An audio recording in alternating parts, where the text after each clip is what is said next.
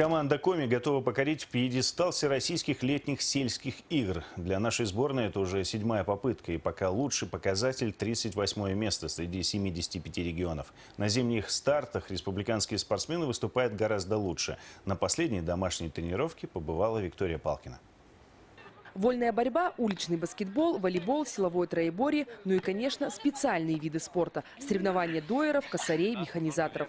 36 спортсменов представят Коми в Чебоксарах. Форма готова, настрой боевой. Вот, правда, сформировать команду в этом году оказалось непросто. Дело в том, что сейчас формируется состав совсем по-другому. Именно в каждом виде спорта должен представлять какое-то сельское поселение. Если раньше мы могли команду с района собрать и отправить, сейчас такого нету. Поэтому команду стало очень сложно собирать. Большие надежды в этом году на борцов. Каждый раз они выступают хорошо, но до призовых мест не хватает совсем чуть-чуть.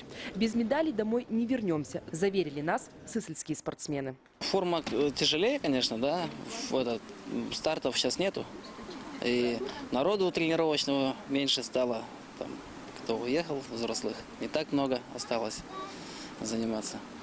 Но тяжелее готовиться, но готовились ответственно. Постараемся выиграть.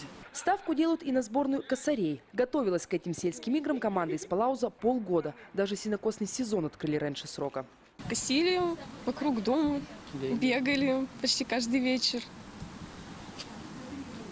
Пресс качали. То, что нам надо было, то и тренировали.